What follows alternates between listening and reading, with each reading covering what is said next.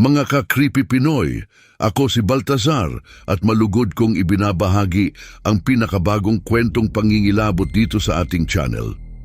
Huwag kalimutang pindutin ang like at mag-subscribe, mga mahihilig sa kakaibang takot at misteryo upang hindi ninyo palampasin ang bawat orihinal na kwentong Tagalog na kakikilabutan ninyo sa bawat upload. Sa gabing ito, saksihan ang paglalakbay ni Carlo sa loob ng isang bahay na puno ng mga aninong nagbabadya ng kanyang pagdurusa. Isang orasan ang magiging susi sa kanyang bangungot na hindi niya matakasan.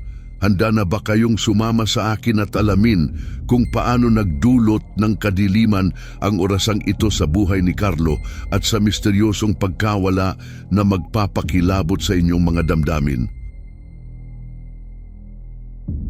Sa gitna ng isang tahimik na probinsya, sa isang maliit na bahay na yari sa kahoy at pawid, si Carlo ay marahang naglalakad papunta sa kanyang silid. Ang bawat hakbang niya ay tila may kasamang bigat, hindi lamang ng pag-aalinlangan, kundi pati na rin ng takot sa mga guni-guning maaaring magpakita anumang oras. Hawak niya ang bote ng gamot na tila tanglaw sa kanyang madilim na mundo. Pagpasok sa kanyang silid na puno ng mga lumang larawan at simbolo ng relihiyon, si Carlo ay umupo sa gilid ng kanyang papag. Dahan-dahan niyang binuksan ang bote at uminom ng gamot. Ang kanyang mga matay nagpapakita ng bakas ng pagod mula sa walang tigil na pakikipaglaban sa kanyang sariling isipan. Isang gabi, ang katahimikan ay biglang nabasag ng si Carlo ay mabilis na napaupo mula sa kanyang pagkakahiga. Ang kanyang katawan ay basang-basa sa pawis at nanginginig. Nakatitig siya sa isang madilim na sulok ng kanyang silid kung saan unti-unting naglaho ang malabong figura na kanina lamang ay tila totoo sa kanyang paningin. Kinabukasan, sa hapagkainan, si Carlo ay tahimik na kumakain kasama ang kanyang pamilya. Ang kanyang mga mata, bagaman pagod, ay palihim na sumusulyap sa mga sulok ng bahay na parang may hinahanap o inaasahan. Ano kaya ang mga sekretong itinatago ng mga aninong gumagalaw sa kanyang paningin? Sa sala ng bahay, si Mang Arturo, isang lalaking may awtoridad sa bawat kilos, ay abala sa pagbubuklat ng kanyang mga legal na dokumento. Hindi niya pinansin ang pagpasok ni Carlo at ang tensyon sa pagitan nila ay tila isang pader na hindi matibag. Sa isang hapunang nababalot ng katahimikan, biglang nagtaas ng boses si Mang Arturo. Ang kanyang salita ay tila mga bala na tumatama kay Carlo. "Kahihiyan ka sa ating pamilya," sigaw niya, ang kanyang mga matay puno ng pagkasuklam sa sakit na bumabalot sa kanyang anak.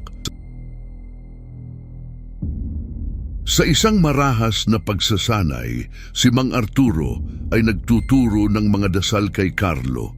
Pinipilit siyang ulitin ang mga ito habang hinahampas ng palaspas. Ang sakit na dumapo sa mukha ni Carlo ay hindi lamang pisikal. Ito ay sumasalamin sa mas malalim na sakit na kanyang nararamdaman sa kanyang puso. Isang gabi, sa ilalim ng mapanglaw na liwanag ng buwan, si Carlo ay tahimik na umiiyak sa kanyang silid. Ang kanyang katawan ay puno ng pasa at sugat. Samantala, si Mang Arturo ay nasa kanyang opisina, umiinom ng alak at tinitignan ang antigong orasan na may kakaibang disenyo. Sa kanyang mga matay may kislap ng isang balak na hindi pa nahahayag. Ano kaya ang misteryo na bumabalot sa orasang ito at paano ito magbabago sa buhay ni Carlo?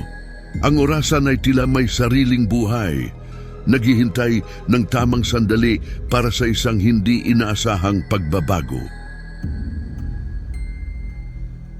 Sa isang umaga na puno ng kaba, ipinasa ni Mang Arturo ang orasan kay Carlo Ang kanyang mga mata ay nagpapahiwatig ng pag-asa na ito ang magiging solusyon sa lahat. Ito, Carlo, ang mag-aalis ng iyong mga guni-guni, sambit ni Mang Arturo, na may halong pagdududa at pag-asa sa kanyang tinig. Tangan ni Carlo ang orasan na ang disenyo'y kakaiba at tila ba may kinikimkim na lihim. Sa kanyang unang gabi kasama ang orasan, si Carlo ay nagising mula sa isang bangungot. Ang kanyang sigaw ay nag-eko sa buong bahay at ang orasan ay kumikislap-kislap sa kadiliman. Inay, inay, sigaw ni Carlo. Ang boses niya ay puno ng takot at kaguluhan. Sa kanyang pagmulat, ang orasan ay tila ba isang mata na nakatitig sa kanya, nagbabadya ng hindi maipaliwanag na panganib.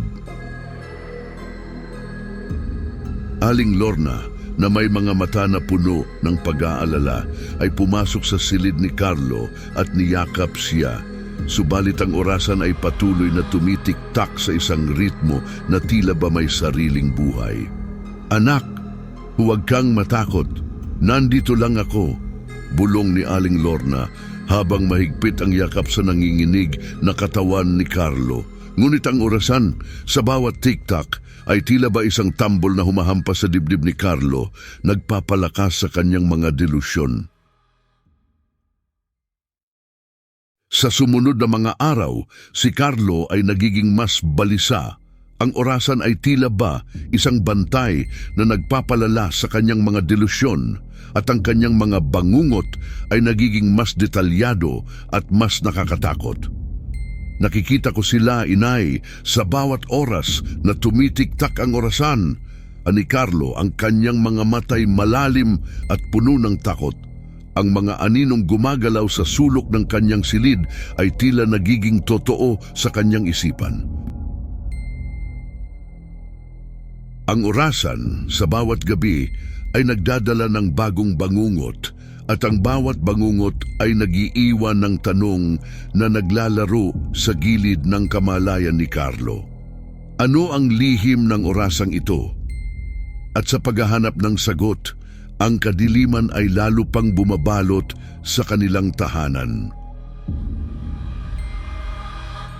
Sa isang madilim na gabi, ang katahimikan ng bahay ay biglang napunit ng mga sigaw at ingay ng kaguluhan. Ang mga boses ay puno ng sakit at takot at ang mga tunog ng pagkasira ay nagpapahiwatig ng isang marahas na pangyayari. Sa gitna ng kaguluhan, si Carlo ay nakagapos pa rin. Ang kanyang mga mata ay malawak sa takot habang naririnig niya ang boses ng kanyang ama na sumisigaw at nagmamakaawa. Ang kanyang puso ay kumakabog sa kanyang dibdib at ang bawat hibla ng kanyang pagkatao ay nagnanais na makalaya at malaman kung ano ang nangyayari. Nang humupa ang ingay, si Aling Lorna na may mga mata na puno ng luha ay nagmamadaling pumasok sa silid at kinalagan si Carlo. Ang kanilang mga puso ay nagmamadali sa takot at pag-aalala. Ang mga kamay ni Aling Lorna ay nanginginig habang tinatanggal ang mga tali na humahadlang sa kanyang anak na makagalaw. Anak, kailangan nating malaman kung ano ang nangyari, bulong niya habang tinutulungan si Carlo na makatayo. Sa kanilang paghahanap sa bahay, hindi nila mahanap si Mang Arturo. Ang mga silid ay magulo at puno ng mga bakas ng pakikibaka, ngunit walang bakas ng kanyang katawan. Ang misteryo ng kanyang pagkawala ay nag-iwan ng isang nakakabinging katahimikan sa kanilang tahanan na mas nakakatakot pa sa anumang sigaw na kanilang narinig. Ano nga ba ang nangyari kay Mang Arturo? Makalipas ang ilang taon, si Carlo ay nakaupo sa parehong silid, mas matanda at mas mahinahon. Ang orasan ay tahimik na nakapatong sa mesa, hindi na nagpapakita ng kakaibang kilos. Sa kabila ng mga bulong-bulungan sa barangay tungkol sa pagkawala ni Mang Arturo, si Carlo ay natutong mabuhay kasama ang kanyang mga delusyon. Ang kanyang mga mata ay nagpapakita ng kapayapaan at pagtanggap. Sa pagtingin ni Carlo sa orasan, mayroon siyang ngiti ng respeto at pag-unawa na tila ba nakikita niya ang kanyang sarili sa kakaibang disenyo nito. Isang simbolo ng pagiging maling naiintindihan at ang kanyang mga karanasan sa buhay.